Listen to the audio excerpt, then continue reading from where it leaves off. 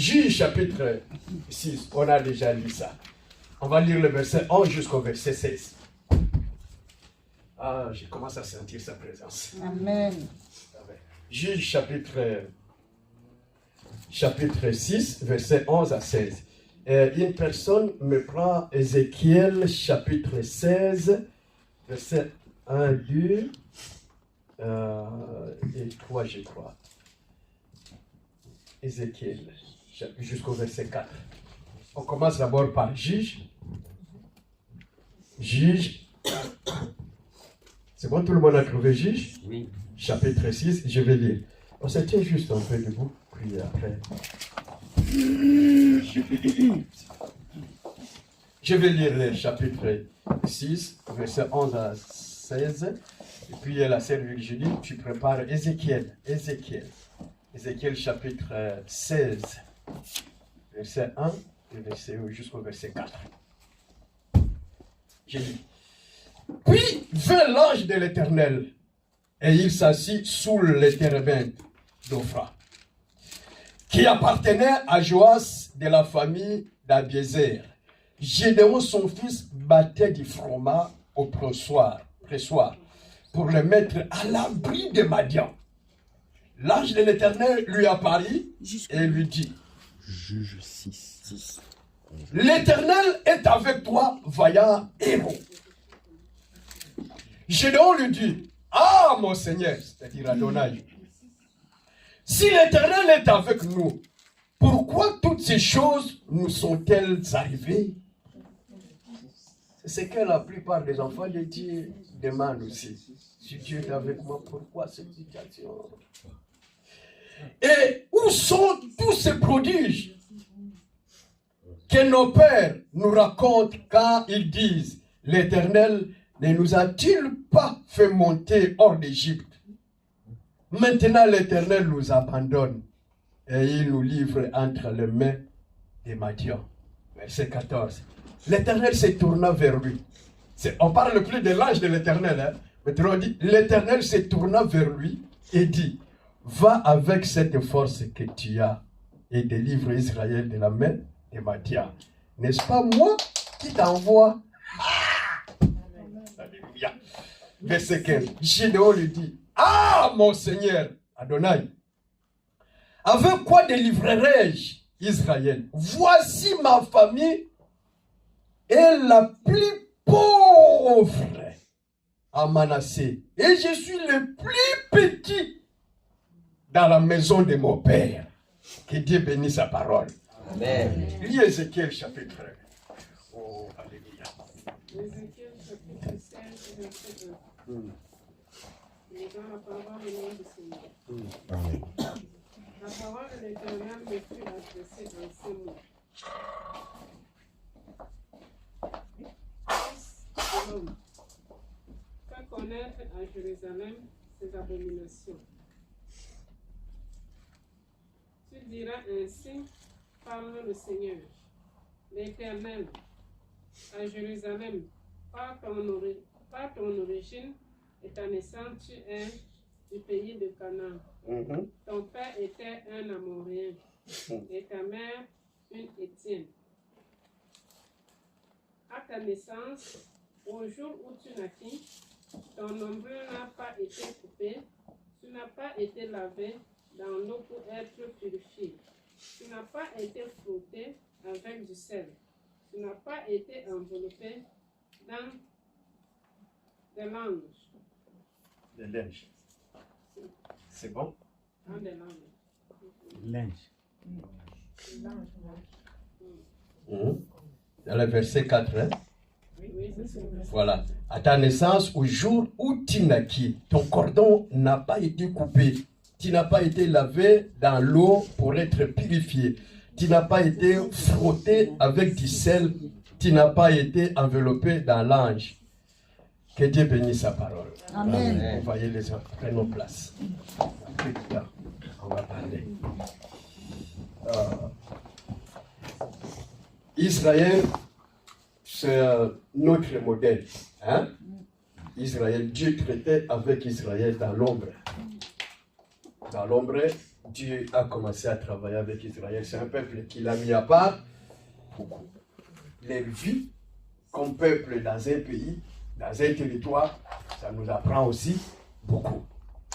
Alors, il se fait que, comme eux, ils sont le peuple de Dieu, et Dieu les a déjà parlé, lorsque vous habiterez le pays où il coule le lait et le miel, ne vous habituez pas au peuple, aux habitudes des peuples que vous allez trouver là-bas.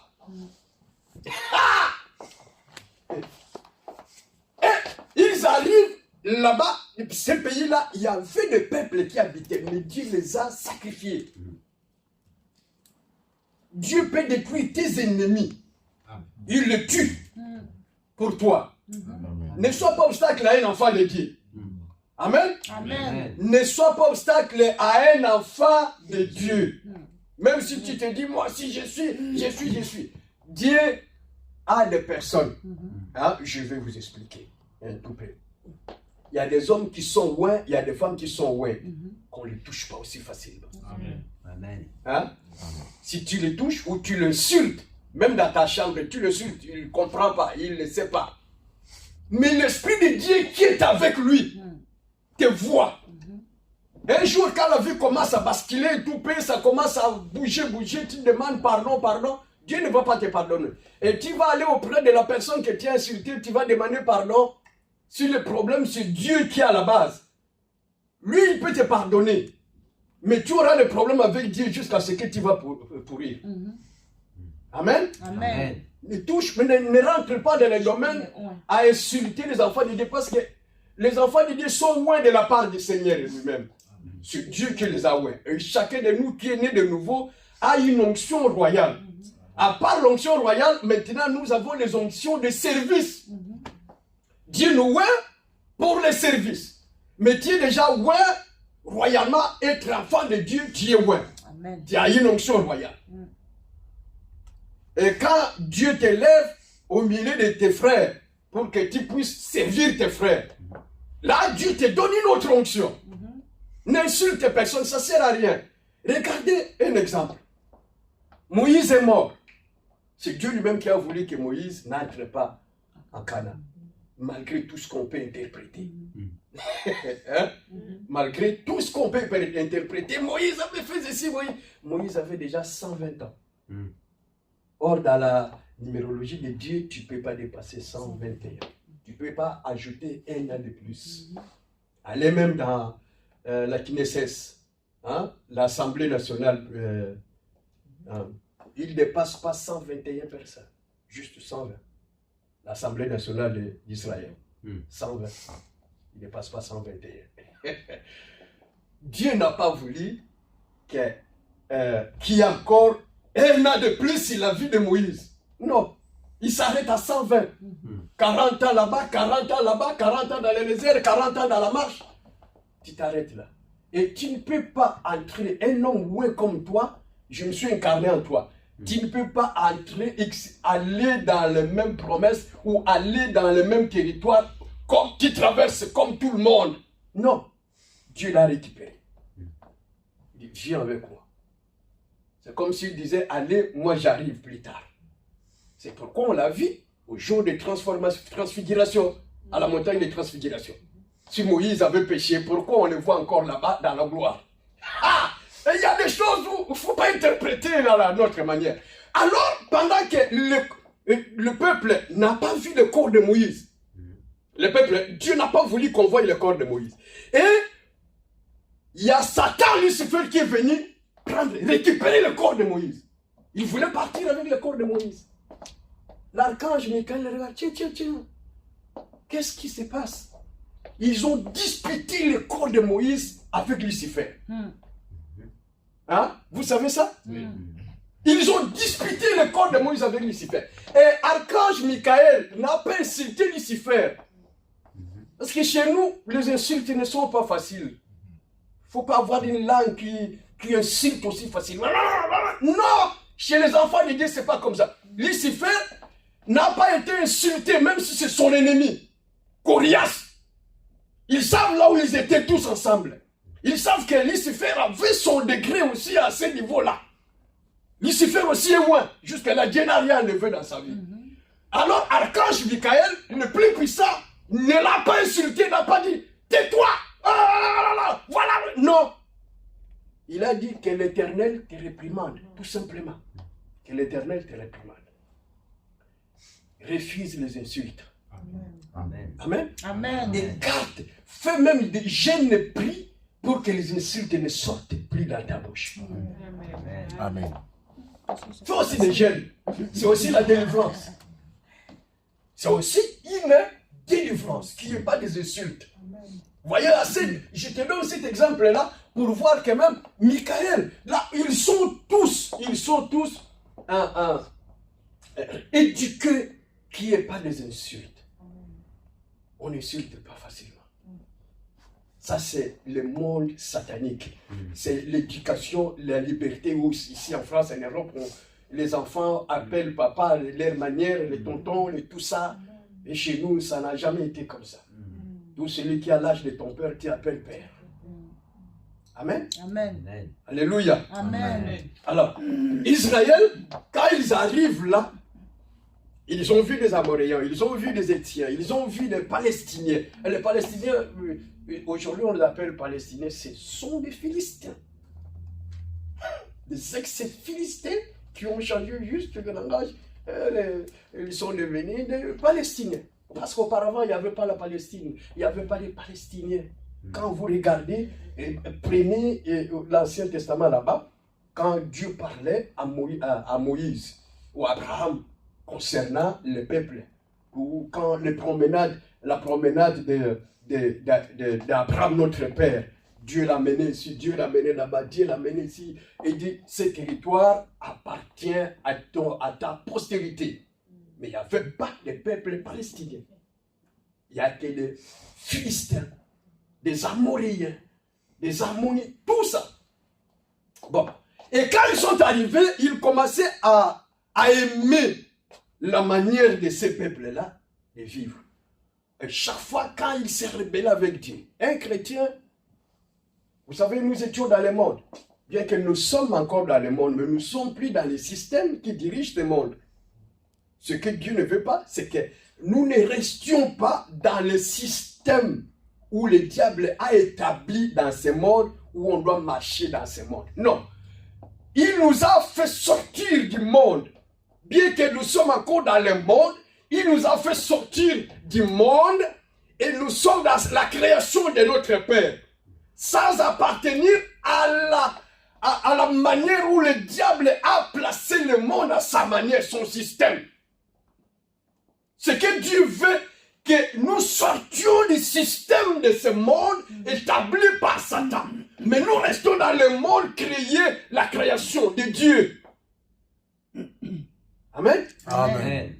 Alors que Israël commençait à admirer le peuple, et de l'autre côté, il commençait à adorer les dieux qu'il voyait fabriquer des mains d'hommes. Oh, Dieu s'énervait. C'est comme il s'énerve avec la plupart des enfants de Dieu lorsqu'on fait des bêtises, on fait des choses qui ne sont pas la gloire de notre Père. La Bible dit, nous devons sanctifier Christ tous les jours. Dans notre vie, nous devons sanctifier le Seigneur. La prière de notre Père dit quoi au début? Que ton nom soit sanctifié. Chez qui? C'est en plein air comme ça que ton nom soit sanctifié. Chacun de nous doit sanctifier le nom de son Dieu, de son Père. Le nom de l'Éternel Yahweh doit être sanctifié tous les jours. Amen. Amen. Amen. Ce n'est pas le monde qui va sanctifier. Non, ce n'est pas le monde qui va sanctifier. C'est nous. Nous qui connaissons l'Éternel, nous sanctifions son Saint-Nom. Partout où on est, on soit comme des ambassadeurs de l'Éternel Dieu. Amen. Amen. On représente le ciel. Si tu ignores ton identité, tu représentes le ciel en étant sur terre. Ne te plains pas. Ma sœur Valérie, ne te plains pas. Les choses vont passer. Aucune situation ne peut demeurer éternellement. Dieu ne te laissera pas dans une situation qui va demeurer éternellement sans solution. Un jour, il y aura la solution. Amen. Alléluia. Amen. La solution arrivera. Amen. Et s'ils plairaient tout le temps, tout ce qu'ils avaient, ils ne pouvaient pas récolter les choses et manger. Tous les efforts qu'ils ont fournis pour trouver à manger. Pendant la récolte, les Madians venaient en grand nombre comme des souterrains. Ils venaient tout ramasser. Ce qui se passe aussi dans nos vies, la plupart des cas, tu n'as rien. Tu travailles toute la semaine, tu travailles tout le mois, tu travailles toute l'année, au bout de l'année, tu n'as rien, pas d'économie, rien du tout. Tu regardes qu'est-ce que tu as acheté, rien. Pourtant, tu sors tous les matins, tu rentres le soir et tu transpires. C'est la sueur de ton fond que tu mangeras. Mais à la fin, tu ne gagnes rien. Alléluia. Amen. Et il y en a qui ne font pas trop d'efforts, ils ont beaucoup de pognons. Ne les envie pas. Mais seulement, on doit se poser des questions. Mais pourquoi cette vie ici? Pourquoi on est comme ça? Pourquoi on n'arrive pas à atteindre ce qu'on a besoin? Pourtant, la bénédiction d'Abraham, la bénédiction de Dieu est devenue amen et oui dans nos vies en Christ. Amen. Toutes les richesses de Dieu en Christ sont devenues oui, amen. Rien ne peut nous empêcher. Pourtant, il y a des obstacles. Amen. Amen. C'est là où nous appelons les hôtels et tout. Il y a des obstacles. Croyez-moi, ceux qui réussissent dans le monde, qui ont beaucoup de richesses, s'ils ne sont pas avec Dieu, ils sont avec Satan.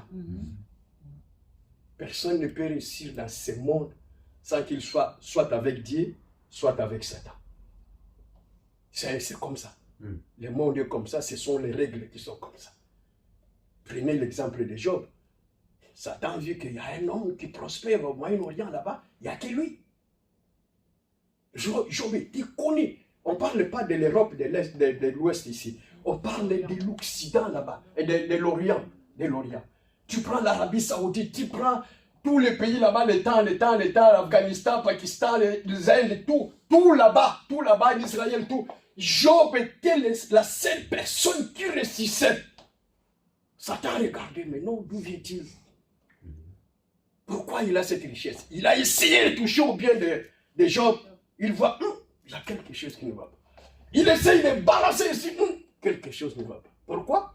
Parce que sa richesse dépendait de l'éternel Yahweh. Amen. Amen. Amen. Amen. Dieu est capable de te rendre aussi riche. Amen. Dieu est capable de nous faire aussi monter dans les hauteurs. Et on s'assoit au milieu des grands aussi. On se côtoie au milieu des grands. Mais toi, étant enfant de Dieu, Amen. qui ne veut pas des millions? Nous, on désire. On désire aussi y arriver. On s'assoit au milieu de tout le monde. On ne va pas voir seulement les Mbappé avec des millions de Messi. Non. Nous aussi, on veut s'asseoir au milieu des grands. On traite les affaires tête à tête. Mais en restant enfant de Dieu, ça se corrompt. Amen. Amen. Tu traites tes affaires aussi tête à tête avec tout le monde. Mais sans avoir peur. Sans craindre, parce que tes solides fondements, c'est Christ. Amen. Tu es assis là-bas, même si on te bouge, on te bascule, tu es devenu comme un gratte-ciel très haut. Peu importe la tempête, on te secoue, tu es là parce que Christ est la pierre angulaire. Tu demeures. Alors Israël commençait à convoiter les autres. Dieu les a punis, à chercher les ennemis. Jusqu'à ce qu'un jour, Dieu se révèle. Le cri du peuple. Parce que Dieu est amour. Dans le monde des ténèbres, l'amour n'existe pas. Chez Satan, l'amour n'existe pas. Le pardon n'existe pas. Là, il n'y a pas pitié, il n'y a rien. On peut prendre un petit enfant comme ça, tue ta maman. Le tue. Pourquoi vous voyez dans la plupart des armées du monde où on prend des petits enfants? Ils sont sans pitié. Pareil dans le monde des ténèbres, ils sont sans pitié. Il y a un enfant, on lui dit qu'avec un Kalachnikov, il peut tuer n'importe qui. Il n'a pas peur. Un adulte peut réfléchir, mais l'enfant non. Après, quand il criait, Dieu a eu pitié d'eux. Dieu a apparu à Gédéon. Gédéon préparait son petit truc là pour aller les cacher contre les ennemis. Dieu se présenta. Ça, c'est l'Éternel lui-même. C'est l'Éternel lui-même qui arrive. On peut l'appeler l'ange de l'Éternel. Et il s'est présenté devant Gédéon dans la simplicité, au fait. Mais des gens, Gédéon avait compris que c'est l'ange de l'Éternel. Mais il n'a pas démontré sa puissance devant Gédéon. Dans la simplicité. Un ange peut apparaître simplement comme un humain. Pour que tu ne sois pas paniqué. Et il commença à discuter avec Gédéon. L'autre lui pose la question. Vaillant héros. Je lui dis, qui vaillant héros? Moi là, je ne suis pas un vaillant héros. Et il commença à discuter, petit à petit, parler. Gédéon dit, mais c'est ça le langage de tout le monde. Si Dieu est avec nous, pourquoi cette situation? Pourquoi? La plupart des enfants de Dieu se posent de fois un jour dans ta prière, tu pries, tu arrives un moment, et il n'y a plus de paroles, tu te souffles, dis, mais pourquoi Seigneur, tout ça? Où est mon Dieu? Il est où Jésus-Christ? Il est où? On se pose des questions. Ça c'est vrai, tout le monde y arrive à poser ce genre de questions. Mais où est mon Dieu? Où est Dieu que j'ai pris jour et nuit? Je le cherche. Mon âme, je te l'ai donné. Je t'ai donné tout ce que j'ai. Gédéon parlait avec Dieu.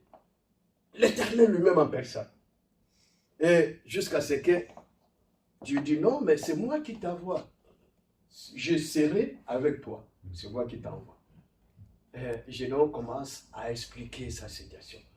Dieu, mais déjà, Manassé, c'est un tribu hein, qui est pauvre. Qui est pauvre. Il commence à expliquer. Après, il dit encore, moi, comme tu me vois là, dans ma famille, je suis le plus petit. Va choisir quelqu'un d'autre qui est un peu là élevé. Déjà, la famille est trop, la tribu est pauvre, la famille est pauvre, moi, je suis le plus petit. Tu crois que ces gens d'arguments peuvent dire, bon, Dieu dit, bon, je te laisse parce que tu es pauvre, moi, je n'ai pas d'affaire à faire avec toi. Non. Si Dieu te pointe les doigts, peu importe les conditions, peu importe ton discours. Amen. Ça suffit. Lui, il reste avec toi. Amen. Voyez-moi, ma sœur Valérie, les rejets, le complot, beaucoup de choses, tout ce que les gens peuvent parler sur nous, cela ne veut pas dire que Dieu aussi est pour eux. Non, Dieu ne tiendra pas le même langage comme tout le monde qui peut parler contre toi. Tout le monde peut s'aligner à parler contre toi. Dis que Dieu a un autre langage. Dieu a un autre langage, prends courage, marche. Dieu a un autre langage vis-à-vis de ta situation. Amen. Ne te plains pas. 10 000 personnes peuvent être contre toi. Mais il y aura quand même 2 ou 3 personnes qui seront pour toi. Amen. Ça suffit. Amen. Ça suffit. Dieu n'a pas le même langage comme tout le monde. Tout le monde peut devenir des juifs, commence à te condamner à gauche, à droite. C'est comme si eux n'ont jamais eu de problème. Et alors, regardons d'abord le problème de Manassé. Manassé. Parce que nos problèmes, c'est d'abord aussi la source. Reprends Ézéchiel chapitre 16. Oui, Ézéchiel chapitre 16, reprends. Lis le premier verset, 2 et 3. Je vais lire avec la version Semeur. Oui. L'Éternel m'adressa la parole et me dit, Fils d'homme, fais connaître à Jérusalem ses crimes abominables. Dis-lui, voici ce que le Seigneur, l'Éternel, déclare à Jérusalem. Par ton origine et ta naissance, tu appartiens à la terre des Cananéens. Ton père était un Amoréen et ta mère une Hittite. Il reste d'abord là. De ton origine, tu vois d'abord, de ton origine, tu es de terre cananéenne. Ton père c'est qui? Ton père c'est qui là? De quelle nationalité? Amoréen. Et sa mère? Hittite. Tout commence d'abord avec ces mix. Ces mix là. Or, n'oubliez pas, lorsque nous nous marions, lorsque nous arrivons là, d'abord, chaque personne a sa spiritualité. Et tu prends l'autre, l'homme a sa spiritualité, la femme a sa spiritualité. Quand ils se rencontrent, les deux spiritualités se croisent. Avec toutes sortes de malédictions, de la famille de l'homme avec toutes sortes de malédictions de la famille de la femme se croisent. Et quand ça se croise, il y a un enfant qui naît. Regardez comment l'enfant doit être. C'est souvent, on a des problèmes avec des aînés. Amen. Amen. Amen. Joseph arrive en Égypte. Comme il n'était plus chez eux, il se maria avec la fille de Potiphar. La femme de Joseph, c'était la fille de Potiphar, là où il a passé le temps dans la prison. Ah! C'est des choses bizarres des fois, les réalités du monde. Hein? Amen. Il était chez Potiphar, il a géré la maison du Potiphar, et puis la femme du Potiphar voulait sortir avec lui. Et les choses se sont compliquées. On l'a accusé. Mais quand il est devenu, il est allé dans la gloire, il se maria avec la fille de Potiphar. Or, Potiphar, c'est aussi celui qui travaillait à côté de Pharaon. C'est aussi un grand esprit. Pharaon, c'était un dieu. Dieu d'Égypte. Pharaon. Et tous ceux qui sont tout autour de Pharaon, des rois, ce sont des esprits. Des grands esprits. Tous ceux qui entourent, que ce soit Emmanuel Macron, que ce soit le président des républiques, ce sont des gens qui ont des esprits de spiritualité hautement levés dans le monde des ténèbres. On ne prend pas n'importe qui soit à côté, même si vous refusez. Mais ils prennent toujours. C'est pourquoi moi aussi j'aime à côté de moi que j'ai des personnes qui ont une spiritualité élevée. Alléluia. Amen. Que tu ne sois pas faible en esprit. Sinon on va te prendre facilement. Amen. Amen. Amen. Amen. C'est ça. Les règles du monde, c'est comme ça. Tu vois un chef de république.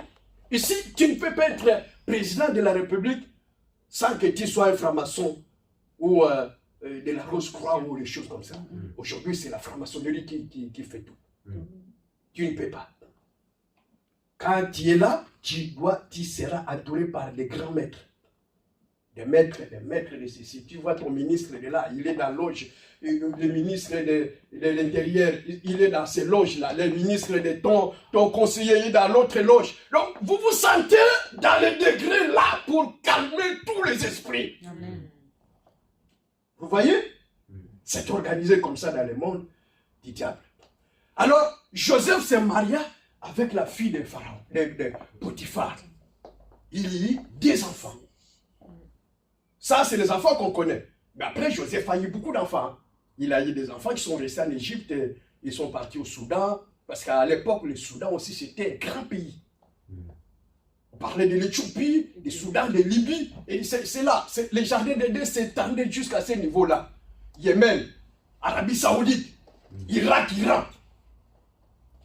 Alors, quand Jacob, leur père, est arrivé en Égypte, il a trouvé Joseph avec 2 enfants. L'aîné, c'était Manassé, le deuxième, c'était Ephraïm.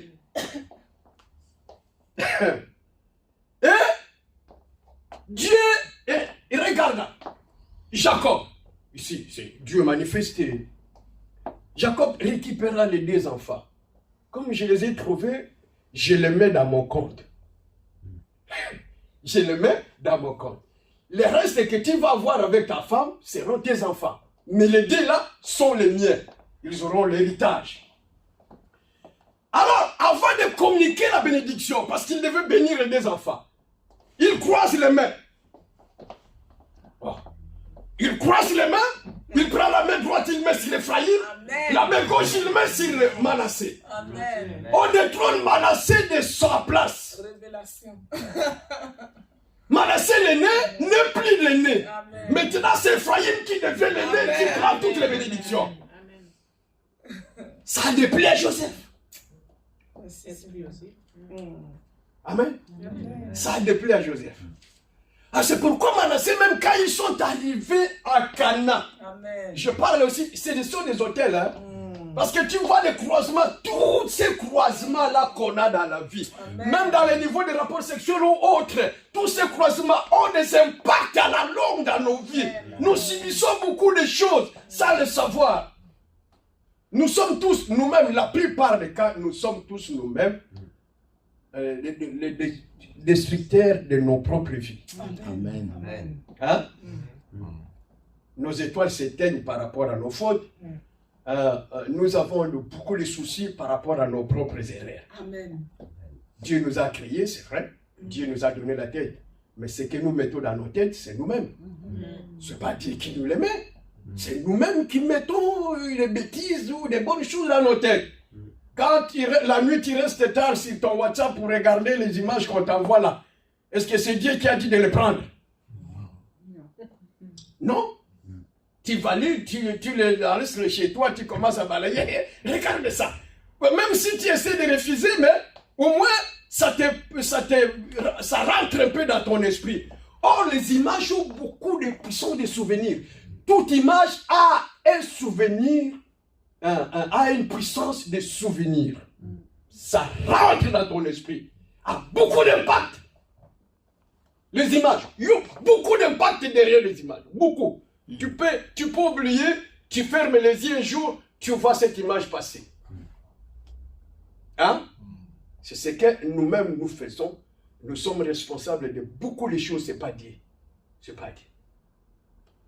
Alors, vous voyez un peu l'histoire de Manassé, et quand ils arrivent à Canaan là-bas, ils n'avaient pas un bon territoire. Ils se cachaient toujours au milieu de ses frères, comme Dan. Au milieu de ses frères, c'est Judas. Judas, c'est le 4e enfant, mais qui est devenu aîné. Amen. Dieu l'a pris. Tu n'es plus le 4e. Tu deviens le lion qui gère toute la famille. Il le place à la place des ribins. Oh, que chacun retrouve sa place. Normalement, chacun doit retrouver sa place et sa position. Amen. Amen. Tu dois retrouver ta place. Tu dois retrouver ta place. Parce que des fois, au ciel, je dis souvent l'histoire de Jacob. Si Dieu fait grâce, on en parlera. Jacob et Ésaü. Ésaü, c'est la Turquie, hein? C'est le Turc. C'est le Turc, c'est son frère. Ils ne se battent pas. Israël et la Turquie ne se battent pas. Ce sont des frères. Même si vous entendez des choses, ils ne se battent pas, ce sont des frères. Ce sont vraiment des frères, nés de même sang, même père, même mère. Ce sont des frères. Mais regardez son histoire. Parce que lorsque Rebecca était enceinte, elle a entendu dans son ventre des combats. Elle va dire, mais c'est quoi ça en fait? Je suis enceinte pour ça. Elle n'est pas allée voir le gynéco. Non. Elle est allée auprès de véritables gynéco. Elle dit, mais Seigneur, mais qu'est-ce qui se passe dans mon sein là? Il y a une bagarre tout le temps, je ressens la bagarre. Le véritable gynéco lui dit, non, ce ne sont pas des enfants, c'est des nations qui se battent. Amen. Toi tu dis ce sont des enfants, mais moi je te dis ce sont des nations. Amen. Celui qui va sortir le premier sera soumis par celui qui sera le deuxième. Dieu a déjà parlé. Amen. Amen. Hein? Amen. Sera soumis. Or, quand l'autre est sorti, quand Rebecca a accouché, Jacob a tenu la main, les pieds, les talons de son frère. Il a lâché. Normalement, c'est lui qui devait sortir, mais son frère est sorti avant. On l'appelait l'aîné.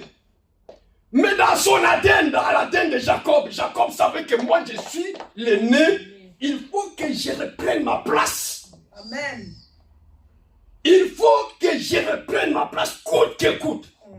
Parce que dans son ADN, c'était comme ça. Et quand il a croisé l'Éternel, il a combattu avec Dieu. Dieu a dit, comment tu t'appelles?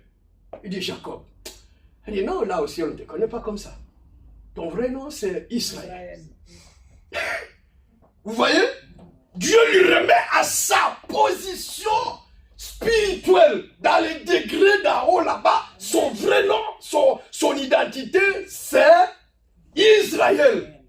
Beaucoup de nous ne savons pas notre véritable identité. Il faut que Dieu nous aide dans nos prières, que chacun récupère vraiment sa place et sa vraie identité. Amen. On nous donne des noms qui ne signifient pas de bonnes choses pour nous au ciel. Ou au ciel, on ne te connaît pas par ces noms-là.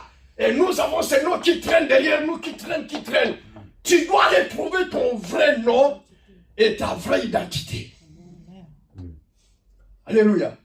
Jusqu'à ce que Jacob chercha à récupérer d'abord les droits d'aînesse. Amen. Dieu, il fait tout pour que tu rentres dans tes programmes. Amen. Écoute Dieu à tout moment.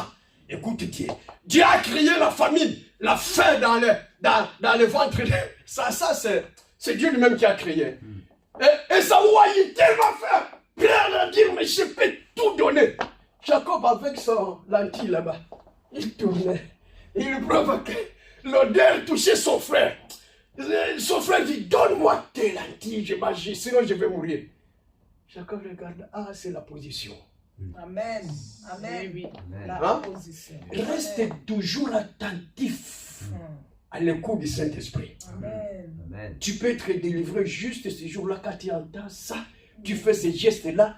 Tu déclenches. Amen. Paf! Yes. Tu as cliqué là où il fallait cliquer. Paf! La fenêtre s'ouvre. Jacob a compris. Oh, c'est le moment. Parce que moi, normalement, Amen. je suis l'aîné. Je suis le leader. C'est pas lui. Il faisait semblant, comme Tom et Jerry. Qu'est-ce que tu vas me donner? Oh non, donne-moi d'abord. Tu veux laisser ton frère mourir. Mais non, donne-moi ton droit d'aînesse. Bien, mais qu'est-ce que j'ai à faire avec moi? J'ai fait. Dieu a créé les situations que ça soit comme ça. Il donne ça, il dit, donne-moi les droits d'aînesse. Est-ce que c'est vrai que tu me donnes? Oui, prends ça. Avant de te les donner, est-ce que... Il a signé tous les accords. Prends, mais qu'est-ce que j'ai à faire avec les droits d'aînesse si je vais mourir? Prends. Jacob a récupéré. Amen. Amen. Amen. Que Dieu t'aide à récupérer ton droit. Amen. Que Dieu t'aide à prendre ta vraie position.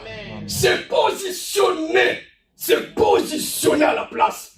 Et Manassé était pauvre. Pauvre, à tel point que Dieu devait intervenir. Qu'il intervienne aujourd'hui dans la vie de chacun de nous. Que Dieu intervienne. Au ciel, on ne nous connaît pas de cette façon-là. Le ciel ne nous connaît pas de cette façon-là.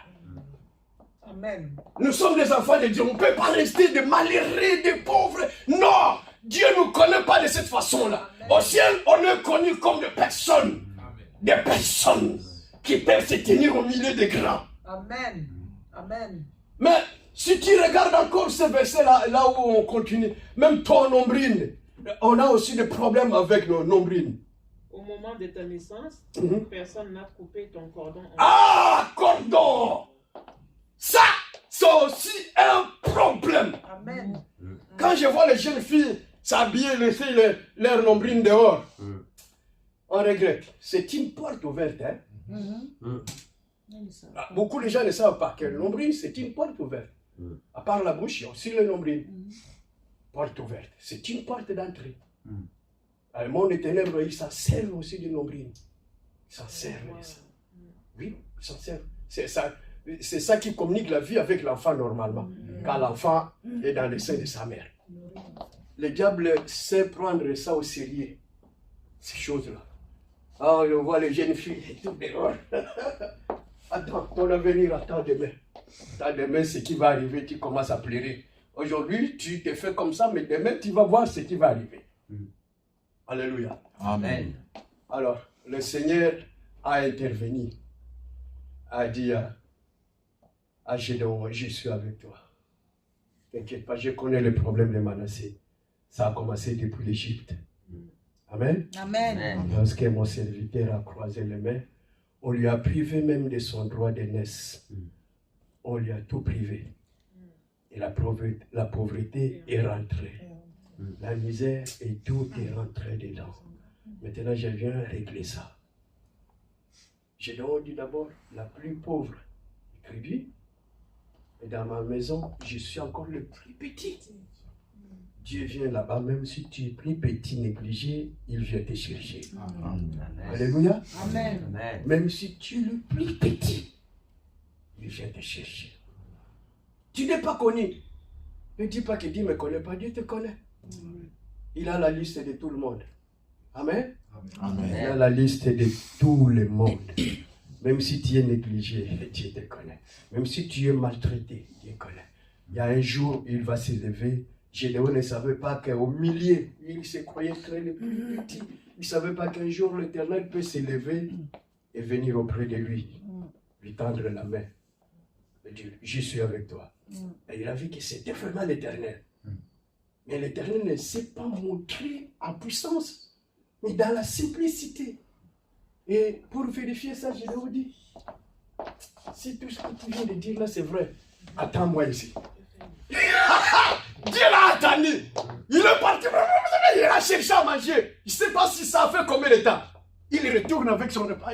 Il est toujours là. Il dit, moi je ne mange pas des choses comme ça. Pose-les sur les rochers là-bas. Tu poses sur les rochers. Et voilà, mets le jus dessus, tout ça. L'Éternel a goûté, il est parti. Et la fille de Gédéon a basculé. En 2023, nous devons basculer dans notre sens. Amen. Alléluia. Chacun de nous doit tout faire pour que nos vies basculent. La vie de l'Assemblée bascule. La vie de chacun de nous bascule. Basculement. Moi, je suis déterminé que chacun de nous fasse un basculement. On va de l'autre côté. On part. C'est notre année. Amen. Alléluia. Qui est de basculement? On doit affronter les réalités, frapper jusqu'à ce que tu arrives dans ton territoire. Tu sens que je suis dans mon territoire. Là, j'ai étendu mes limites. Et je suis libre. Amen. Tu te promènes dans ton quartier. Tu ne vois pas les ennemis à côté.